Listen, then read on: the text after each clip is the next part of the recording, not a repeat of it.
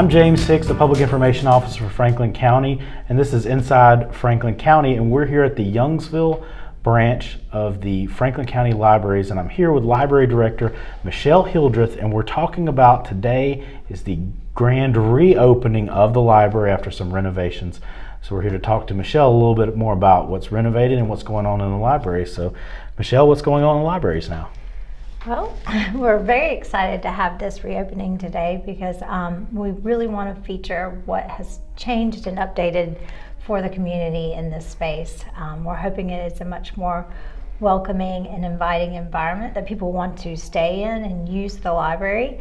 And so we're really excited to feature that today. Okay. What are some of the renovations that took place? I mean, what are the things that people are going to start noticing when they come in? Yeah, so the biggest thing that was scheduled to happen was painting and carpet throughout the building. It was time for that update, and because we had to take out all of the shelves, first off we went ahead and respaced all the shelving. So in addition to it being ADA compliant, it was the compliant size for a wheelchair to actually move through easily. So before it was like the minimum requirement, and now it has a couple more inches so that somebody who may have a walker or a wheelchair can easily walk through the shelves and turn around through the shelves without having any problems. So I do think that not only made it easier for people to access the collection throughout the library, but it opened up the space and created more light. And so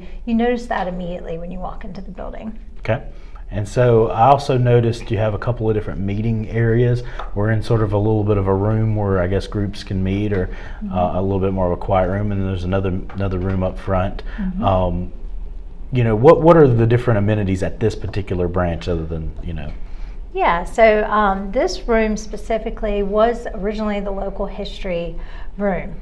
But over time, those local history resources have mostly been digitized and are available online. They weren't being used heavily, and most people were using this space for quiet study. And so in order to make room for more space for people to use it, it has great light. It looks out on the back of the library where there's trees. We took out shelving and added another table in here. The other meeting room is accessible even when the library is not open, and that's how all the meeting rooms in the branches are designed. You can reserve the room and get a key, and you can access it from the outside and still have access to the bathrooms and the kitchen at all of the branches. Okay. All right. And we're highlighting Youngsville's branch, but there's more branches than just Youngsville. Yes. What are the other branches? So we're very lucky to have a branch in every municipality in Franklin County. So the Central Library is in Lewisburg. It no longer has a meeting room like I was just discussing, but Bunn, Franklinton, and Youngsville do still have meeting rooms that are available for the public. Okay.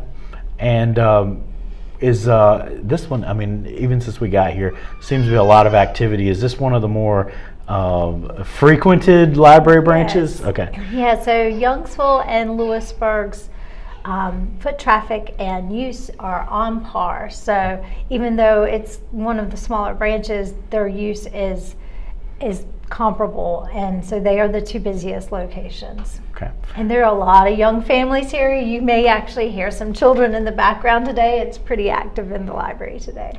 And I know I've heard people talk about it in meetings and different things. The libraries are more than just books, and I know when I walked in, someone was here to pick up an application, voter registration application, yes. And there's a lot of those types of things. So their information centers, as yes. It's said. So there's a lot of different things other than voter registration. What else are some things that they can stop by here and take care of? Yeah. So. As you mentioned, the library is the hub of information for the community, and so right behind us are some public access computers for the internet. We also have Wi-Fi hotspots that people can check out, and those are at every branch. We are going to be adding additional materials for checkout, such as Chromebooks with a grant we just received. And then we also have lots of programming for not just children. I think people always think of the library as story time, which is usually for young children, but we have weekly programs for young children as well as school-age children. We're adding a teen leadership team at every location, and we have adult programming at least monthly in every location. We also have electronic resources such as DVDs, and we're going to be adding some alternative formats since less people have disc players now. There are things called playaways, which are actual devices that have a book loaded on it and you can listen to it. So we'll be adding some more of those this year. We do have a few already, but we're going to expand that collection. I could keep going. That's fine. So I may need to, but Yeah. I think that is the thing, is that the library strives to answer any question you might ask. We might not have that resource at hand, but we can point you to how to get it. And so that is the beauty of a library. And the tie-in with the libraries, I mean, you think of books and things, and sometimes physical copies and maybe going away in some places, but the library is on the forefront of the digital side too, especially when we talk about our broadband efforts and some different things that the library plays into that.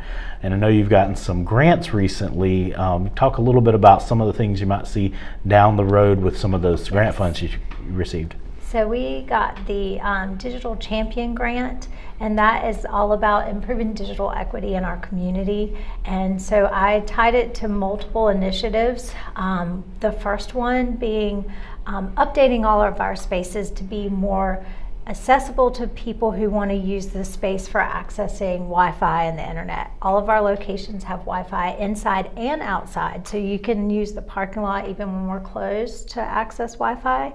And so I wanted the spaces inside to reflect that. So we needed to update furniture to have tables and chairs that had electrical entry points as well as USB hubs for charging devices. So we're going to get that for this room, as well as every location will get some of that. We're also getting what we call a privacy booth or a telehealth booth. They are enclosed, basically small meeting rooms, and so the one specifically at this location will be able to fit 2 people in it, but it will be technologically situated in a way that it has devices built into it so that you can do virtual interviews or telehealth appointments without having your own device. So it'll already be built into the booth, and that'll go out here. And then we also are getting what's called a digital navigator. So that is a librarian who will be able to assist the public with all types of things related to digital literacy, everything from digital skills, but also how to get devices at home, how to access internet at home. Is there a grant or a type of resource that maybe they're not aware of that'll help them get connected to the internet? And they also will do digital literacy classes and go out into the community to make sure people understand how to use the resources available.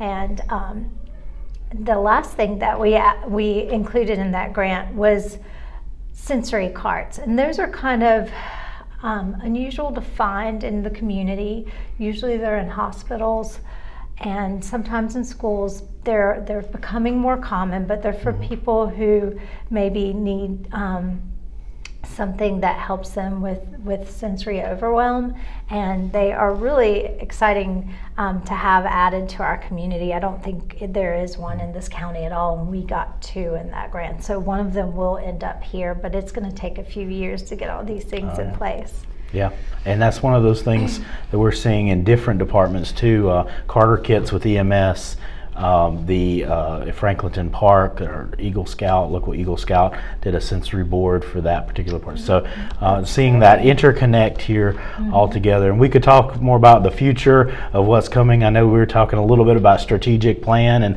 there's a lot coming down there, so there's a lot of exciting things happen with Franklin County libraries, and we're here at the Youngsville Library. Check it out. It might not be your normal branch, but come on down and check it out and see what they've done here.